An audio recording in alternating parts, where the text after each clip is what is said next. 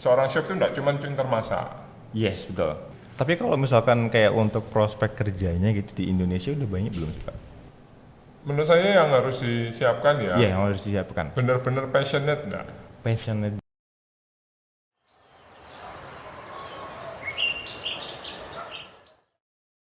Welcome to Wise Ways Thinkers, bersama saya Aldrian Darwin. Kali ini saya ditemani oleh seorang chef dari Petra, Pak Junhan. Boleh diperkenalkan diri dulu Pak? Halo, nama saya Junhan. Junhan gitu ya. Pak Junhan ini chef di restoran gitu atau gimana Pak? Enggak, saya di kampus Pak. Oh, Saya jadi- di Universitas Kristen Petra. Kami pengajar di hotel management. Ada 6 departemen. Yang pertama adalah food product, yaitu yang kitchen, terus pastry and bakery, F&B service, yang waiter, waiter and services, bartending, Oke. front office sama housekeeping. Kalau Bapak sendiri apa Pak spesialisasinya nih Pak? Kalau saya sekarang lebih banyak di Indonesia modern ya. Jadi kami fokusnya adalah meningkatkan ya atau merepresentasikan dengan model yang baru masakan-masakan Indonesia. Sorry Pak Junhan sendiri ini udah sejak kapan tuh kayak mulai tertarik sama dunia masak-masak? Karena saya sendiri ya, karena keluarga saya tuh semuanya itu kerja di F&B Pak. Oke. Tapi saya dari dulu nggak begitu tertarik sama masak. Kayak nggak tahu kenapa. Aku penasaran Pak, kalau Pak Junhan sendiri tertarik Saya sama masak itu mulai kapan Pak? ketika saya Dan kuliah. kenapa? Dan kenapa? Kalau saya kebetulan karena saya tertarik memasaknya itu waktu kuliah memang. Jadi ketika semester 4 selesai, masuk ke semester 5, saya mulai praktek-praktek. Saya enjoy di kegiatan di dapur itu. Karena menurut saya yang kami kerjakan di sana itu bukan kayak masak di rumah tangga, tapi enggak, semuanya harus ada planningnya, ada perkiraannya, ada hitung-hitungannya segala macam. Jadi kalau masuk kitchen dibilang wah pokoknya kan nanti tinggal masuk cemplung, pokoknya rasanya enak, enggak. Mungkin nggak sih Pak kalau kita pengen jadi chef tapi nggak mengambil pendidikan formal yang tinggi gitu. Jadi Bisa. kayak kita belajar Bisa. otodidak itu mungkin ya. Bisa, cuman nanti waktu di industrinya harus belajar banyak, harus banyak mengejar ketinggalan. Oh, oke, Karena oke. kan seperti yang tadi saya sampaikan, seorang chef itu tidak cuma pintar masak, Yes, betul. dia harus ngerti tentang costing, Oke. biaya, nanti bisa cuan berapa makanannya itu, bisa menjual, harus ngerti tentang marketing, harus ngerti tentang yang pasti ya, tadi kalau untuk makanan ada food safety-nya juga, karena ini kan bahaya, karena keracunan makanan segala macam kan paling Iya, sering betul. itu, atau makanannya basi apa segala macam, atau tidak aware dengan alerginya konsumennya kayak gitu-gitu. Ini juga dipelajari kalau di sekolah. Oke, mungkin itu yang nggak bisa kita pelajari kalau misalnya kita Betul. belajar sendiri gitu ya, Iya. Pak ya. Tapi kalau kayak misal produk-produk makanan yang kita temui di supermarket kayak cemilan-cemilan snack yang ada berkemasan itu juga dibuat sama chef gitu atau gimana, Pak? Enggak, kalau itu kebanyakan kalau masuk pabrikan segala macam mereka punya tim R&D ya. Mereka develop menunya itu, atau kalau yang saya tahu kalau brand-brand besar itu mereka tinggal lihat ini apa yang lagi tren di masyarakat, mereka akan coba masukkan di produk mereka. Makanya kalau kita tahu ada snack-snack dengan rasa-rasa apa yang makanan Iya, yang iya, iya. brand atau jenis makanan, kalau saya boleh sebut kayak apa dengan salted egg, sambal Iya, mata, keripik apa segala macam, nah kayak gitu-gitu itu mereka ada R&D-nya sendiri. Jadi R&D-nya tapi juga ada background kulinernya juga sedikit. Itu aku pernah baca juga soal food scientist, Pak. Food scientist. Itu mirip-mirip gitu nggak sih, Pak?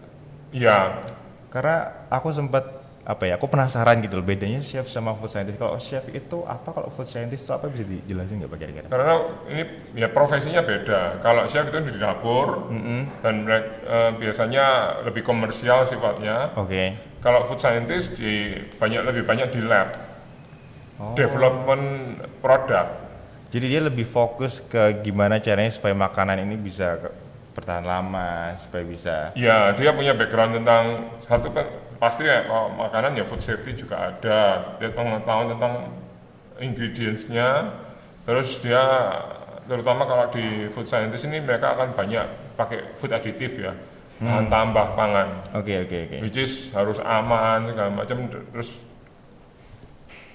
dia akan perhatikan benar masukan. Tapi kalau misal food scientist itu harus bisa masak juga nggak sih Pak? Enggak. Oh enggak juga, nggak harus ya. Pokoknya dia ngerti doang gitu. Iya. Ya. Tapi kalau dari chef, teman-teman yang misalkan udah belajar di F&B, udah belajar di chef itu bisa nggak kalau misal pengen nyoba jadi food scientist supaya katakanlah Gen Z ini pengen punya impact yang lebih besar gitu ya. Mereka nggak cuman pengen masak buat suatu restoran, tapi mereka pengen bikin suatu produk yang dijual secara massal. Itu kira-kira mungkin nggak sih Pak? Kalau menurut saya dari kitchen seorang chef dia masuk food scientist ini bisa-bisa aja karena dia punya backgroundnya ini. Cuman dia perlu belajar lagi tentang ya teknik-teknik yang lebih teknikal ya karena di situ ada food scientist jadi banyak ilmu pengetahuan terutama tentang bagaimana pengolahan pangannya itu prosesnya bagaimana segala macam itu totally different things. Oh gitu. Tapi kalau tentang yang jadi landasan atau yang sangat diperhatikan dalam produksi pangan itu adalah keamanan pangannya terutama tadi food safety-nya tadi. Oke, iya benar-benar beda ya Pak, nggak cuma Beda kalau di kitchen biasa gitu ya dicuci segala macam. Lah kalau ini kan industri. Jadi yang dibersihkan itu ya semua orang produksinya, jadi termasuk mesin-mesinnya segala macam harus dijaga kebersihannya segala harus macam. ngerti soal mesinnya segala macam juga ya. Di dalamnya itu semua rata-rata berbahan stainless pasti. Tapi kalau misalkan kayak untuk prospek kerjanya gitu di Indonesia udah banyak belum sih Pak? Banyak, tapi kalau yang mana ini? Yang jadi chef atau jadi? Dua-duanya deh. Kalau jadi chef tetap Apalagi kemarin kan sempat pandemi itu kan sempat F&B sempat ya susah lah ya. Kalau sekarang mulai kalau sekarang ini tumbuh. udah mulai tumbuh lagi. Udah mulai mudah lagi gitu ya. Jadi kalau yang saya amati ya memang di dunia F&B ini terutama jadi seorang chef karena seorang chef ini tidak bisa dari sekolah aja. Oh gitu. It takes time, takes a lot of practice, a lot of passion juga ya. Passion itu bukan cuma hanya ngomong semangatnya, tapi juga kesabaran. Karena terutama kalau kita masuk ke industri yang F&B tapi yang di hotel gitu ya, jenjangnya itu banyak sekali yang harus dilewati. Oh, jadi meskipun kita lulus dari katakanlah S1 soal kulineri gitu ya. Ketika kita masuk ke industri kita nggak bisa langsung kayak apply buat jadi apa gitu. Kita harus nggak mungkin akan langsung jadi chef kecuali kamu punya bisnis itu sendiri, kamu jadi chefnya di restoranmu. Jadi harus mulai dari cuci piring dulu gitu. Oh enggak harus dari situ juga. Aku biasanya denger soalnya teman-temanku mesti gitu, kebayaan itu mulai dari benar-benar dari nol, dari cuci piring dulu, terus udah bikin saus dulu sampai akhirnya jadi chef. Iya. Gitu. Memang ada prosesnya. Tahapan-tahapannya harus dilewati. Tapi kalau chef di hotel sama di restoran beda nggak sih Pak? Beda. Oh beda ya? Jenjangnya lebih banyak di hotel. Oke. Tapi jujur aja ya Pak, kalau misalnya aku makan di hotel tuh mesti kayak biasa aja rasanya. Karena memang gini. Apa bedanya apa ya Pak? Semua kaitannya adalah dengan tadi yang terutama adalah tentang food safety-nya juga. Food safety. Iya, jadi penggunaan alat, penggunaan piringnya segala macam, terus bahan itu sangat selektif. Oke. Proses pembersihannya, penyimpanannya segala macam itu sangat diperhatikan, dikontrol. Bahkan ada posisi sendiri yang namanya hygiene manager, itu kayak polisinya di dalam hotel. Oh, itu cuma di hotel dong, kalau di restoran nggak ada itu hygiene? Nggak ada gitu? Enggak, terutama tapi kemungkinan ada semacam kayak QC gitu, quality control. Heeh. Ya mereka menjalankan atau melakukan apa ya, kayak checking gitu secara random gitu atau terprogram untuk menjaga, melihat apa yang sudah ditetapkan itu sudah dilaksanakan dengan baik apa enggak. Oke, oke, oke. Jadi kalau ngomong masalah produk di hotel segala macam, kreasinya biasanya lebih banyak effortnya daripada rumah makan ya. Kalau rumah makan Oke, kan oke, oke. gini-gini. Iya, iya, Nah, iya. terus mereka juga sangat hati-hati dengan penggunaan bahan tambah, terutama kayak vetsin segala macam kayak gitu-gitu. Mereka sangat membatasi sebetulnya. Karena semua diproses di dalam hotel itu dan mereka menggunakan teknik-teknik yang ya boleh dibilang yang sudah konvensional ya, yang sudah umum di seluruh dunia. Istilah-istilahnya semua cara kerjanya ya pakai standarnya kayak zaman dulu dari Prancis gitu, dimana kita semua diajari ya pakai awalnya dari standarnya dari Prancis memang. Oke, oke, oke. Jadi karena kuliner ini kan ilmunya memang ya gastronomi ya, bukan kuliner. Gastronomi itu dari Prancis. Jadi Oke, makanya sorry, tadi gastronomi. saya bilang chef de party, terus bagian-bagiannya sosis segala macam tadi itu semua kan dari Prancis. Oke, sorry, Bro. Ada kata-kata baru tadi teman-teman, gastronomi. Gastronomi itu apa, Pak? Gastronomi itu tentang ilmu tentang makanan. Ilmu tentang makanan. Nah, Oh, singkatnya itu ilmu tentang makanan. tapi kan gastronomi itu kayak biasanya ada kayak restoran, dia bilangin restoran gastronomi itu restoran yang makanannya tuh nggak biasa, jadi makanya dia kayak Kalau itu, hubungan sama sains kalau gitu, itu Pak. istilahnya molekular gastronomi. Oh, molekular Jadi gastronomi. diubah baik secara bentuknya atau prosesnya itu sama dia dimodifikasi sedemikian rupa sehingga memang wujudnya biasanya lain daripada yang Oh iya, pada iya, umumnya. aku pernah lihat itu Betul. kayak keren banget itu, Pak. Cuman pernah nggak, Pak, kayak nyoba itu? Pernah, cuman masalahnya di budget ya. Makanannya gitu. jadi akhirnya jadi mahal karena bahan-bahannya itu Nggak biasa gitu ya, aditifnya itu sekali lagi aditifnya itu lebih mahal daripada yang jadi pada yang umum biasa di gitu situ ya. makanya di situ yang saya tempat bermain saya, playground saya itu di situ. Oh, Jadi menggunakan bahan-bahan itu sampai misalnya pakai nitrogen cair untuk nah kayak bikin gitu tuh efek-efek yang dragon iya, Strike iya, tadi iya, gitu. Nah, kayak gitu tuh yang bikin mahal itu ya, Pak. Iya. Tapi kalau kayak gitu tuh ya secara gizi itu gimana, Pak? Kalau secara gizi, selama ini menurut saya ya, Iya, kayak pemakaian zat-zat ya, aditif gitu tuh. bahannya natural segala macam, bahan tambahnya masih dalam batas kewajaran, karena memang ada aturannya toh ini, misalnya 1 kilo ini pakainya berapa miligram loh ya, Oke. bukan lagi gram Iya. gimana, jadi miligram, hitungannya cuma sedikit sekali makanya. Terus prosesnya bagaimana ya itu tadi food safety harus ditonjolkan, ditekankan di situ. Nah itu harusnya aman. Bedanya sekolahnya kalau mau jadi food scientist sama jadi chef? Nah itu Bedanya apa? masuk teknologi pangan. Teknologi pangan. Oh itu yang nggak perlu harus bisa masak, itu lebih ke Enggak, kalau itu enggak. Tapi Lebih ke dia ilmu- harus lebih ke paham ilmuwan tentang ya sih, Pak? konsep-konsep menu-menunya itu. oh tapi itu lebih ke jadi ilmuwan ya sih, Pak? Iya, Iya, iya. karena lebih teknikal ya. Iya, iya, iya. Tapi enggak menutup kemungkinan loh, kalau memang punya bakat untuk masak, food scientist ini buka restoran, Ya bisa jadi gitu ya. Tapi ya itu tergantung orang-orangnya nggak sih, Pak? Misalkan kalau misal aku mau jadi chef gitu, Pak, apa ya langkah pertama yang harus tak pelajari itu apa untuk jadi chef? Apakah emang cuman masak doang atau kayak apa? menurut saya yang harus disiapkan ya, Iya, yang harus disiapkan. benar-benar passionate enggak. Passionate dulu ya. Kalau lihat yang di TV, di film-film, mungkin dunia itu indah gitu ya. Iya, kayak masak-masak. Tapi kalau mungkin Adrian pernah lihat film Burn enggak? Burn. Yang main Bradley Cooper. Aku pernah lihat tapi aku lupa, Pak. Aku Jadi itu pernah lihat. ceritanya itu Tinggi alkoholik menunjukkan itu bukan sih, Pak? ya, Iya, yang iya. dia. Jadi seorang chef terutama di Eropa, di Amerika gitu-gitu ya, itu kerja itu kan nggak mungkin cuma 8 jam, paling minim 12 jam, Oke. bisa sampai 16 jam. Hmm. Dan mereka dituntut harus kreatif, menu, konsisten. Ya karena yang dijual itu kan nama mereka sebetulnya. Kalau sudah jadi celebrity chef semacam Oke, itu, oke, ha-ha.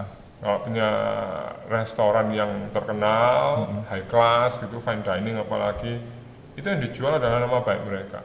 Dan mereka akan selalu ada di operasional day by day, nggak mungkin ditinggal. Oh gitu, nggak bisa ditinggal sekali. Kalau sudah punya cabang banyak ya terpaksa mereka meninggal. Tapi punya orang yang sama-sama memiliki passion yang sama, dedikasi yang sama terhadap pekerjaan itu, dia baru akan melepas. Oke teman-teman, kalau misalkan kita pengen jadi chef terus pengen jenjang karirnya tinggi itu masuk ke hotel. Jenjang karirnya Biasanya banyak. lebih banyak eksplornya. Tapi Kalau di hotel. tergantung ya. Kalau memang restorannya yang fine dining, terutama kayak gitu, yang mahal-mahal high class gitu-gitu, itu juga cepat. Cepet dong sih, cepet naiknya. Cepat berkembang Oh, ya. cepet berkembang ya. Sebetulnya kan ini dua jalur yang berbeda memang. Kalau Kalau masuk di hotel hotel sama di restoran Oh, gitu sendiri, ya? restoran yang stand alone ya, Ha-ha. stand alone ataupun yang franchise itu juga bisa. Kalau kalian di hotel ini kan ikutnya struktur organisasinya ikut di dalam hotel gitu, which is satu bagian sendiri yang F&B, yang satu kan room. Iya, iya, iya. Ini yang kamar tentang yang pakai housekeeping sama front office segala macam itu. Sedangkan F&B ini kan sendiri, departemen sendiri. Nah, dia punya banyak jenjang. Apalagi kalau kita tahu di hotel bintang 4, bintang 5 gitu ya, dia kan punya beberapa restoran loh. Makanya ada paling tingginya eksekutif chef itu, dia akan mengontrol semua yang outlet-outlet yang di bawahnya. Oh, Kalau restoran sendiri kan cuma satu area, Ya, satu lokasi. cuman itu doang ya? Kalau mungkin ada lokasi lain berarti dia akan muter-muter gitu aja. Oke. Cuman nggak akan sebanyak dan sehektik pekerjaannya di hotel. Iya, iya, iya, iya. Ya. Oke, oke, aku baru tahu ternyata beda ya kok jadi chef Beda. di hotel sama di Kalau restoran. restoran cuman ya satu restoran itu aja kan. Dan Atau menunya? mungkin Dan kalau menunya chain juga? restoran ya mungkin beberapa lokasi. Oke, dan menunya juga itu aja ya Pak, kalau di restoran tuh? Atau Enggak, kalau- enggak. oh, enggak. Enggak. Kalau di hotel kan kadang aku tahu kadang ada dinner ini, ada Ya. dinner beda tema gitu ya. Gitu ya. Malah sebetulnya kan kadang di hotel itu yang di cycle gitu aja. Menunya nanti bulan apa ditukar sama bulan mana gitu. Di saya kan maksudnya, aku pernah cerita. Jadi pernah muncul misalnya Januari sampai Maret, nanti muncul lagi di September, Oktober, November misalnya. Nanti yang akhir tahun menunya beda lagi. Oh alah, iya, iya, iya. Aku pernah dengar cerita, oh ini The Dark Side of Hotel, itu katanya adikku nih ya, dia kadang itu suka merecycle menu kayak dari breakfast, di recycle ke lunch, terus di recycle ke dinner, itu bener gak sih Pak? Atau ada kayak, Bisa aja itu terjadi, tapi saya yakin itu masih terkontrol. oke, Karena tadi saya bilang di dalam hotel umumnya itu mereka punya kayak hygiene manager gitu. Apapun namanya ya, ada yang loss prevention department segala macam. Tapi mesti ada orang yang bertanggung jawab dengan keamanan pangannya itu. Nah, dalam hotel sendiri, terutama chain-chain besar, mereka pasti punya standar operasional prosedur itu. Makanan ini masih boleh dipakai atau disajikan lagi, tapi harus diolah segala macam. oh, oke, jadi ada prosedurnya Ya. asal pokoknya dipakai Jadi lagi. yang mungkin disampaikan adiknya Adrian itu nggak lengkap. Gini, contohnya gini. Iya, iya, boleh ceritain Pak. Di pagi hari ada menu ayam goreng atau ayam panggang.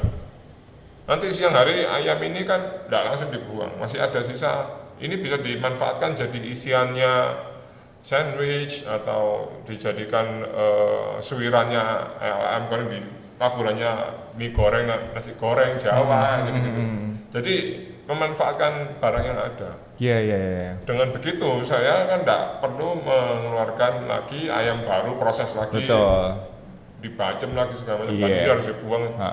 Selama ini masih layak dimakan, aman secara food safety-nya, go ahead, nggak ada bisa. Dan itu caranya chef itu menekan food cost. Oke, itu Mengurangi iya. bahan. Oke, itu cara lainnya. Karena aku pas denger itu aku jadi mikir kalau makan di hotel, wah kok ini makannya di recycle terus, tapi ternyata ada prosedurnya yang emang Itu sebetulnya aman. kreativitas chefnya. Betul. Kalau chefnya nggak kreatif, malah ya itu buang aja. Tapi dengan dibuang, akhirnya waste-nya akan tinggi. Oke. Makanya saya selalu menekankan seorang chef yang baik, yang pinter itu adalah orang yang bisa mengelola waste-nya di dapur itu seminimal mungkin. Oke, ngomongin kreativitas nih Pak.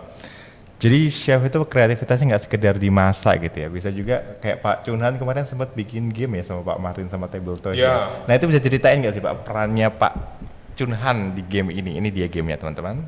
Ya. Audio dapur. Audio dapur. Yes. Ya. Jadi kami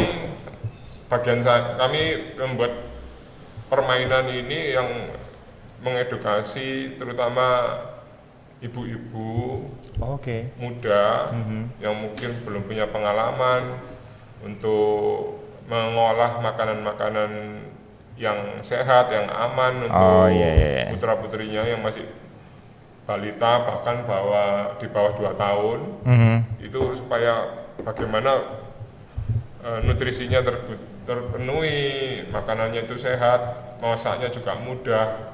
Itu kita rangkum dalam satu permainan yang namanya rodeo Rodeo masak. dapur ini. Rodeo dapur, sorry, Yes. rodeo masak. Oke, keren banget. Jadi kayak jadi chef tuh nggak cuma masak ya Pak, tapi Betul. bisa bikin outputnya bisa jadi game Pak. Ini namanya kartu resep. Kartu Oke. resep ini kalau Adrian bisa lihat ada 4 kotak di tengah. Ya. Ya, di bawahnya itu nama makanannya apa Oke. itu yang dijadikan. Nah, nanti di atas ini ada kecil ini cara memasaknya. Oke. Cara memasaknya. Nah, ini kayak gini ada pakai blender loh. Jadi semua sudah matang terus tinggal di blender. Karena ini bikin bubur untuk bayi ya. Terus ada yang direbus atau dikukus gitu. Iya.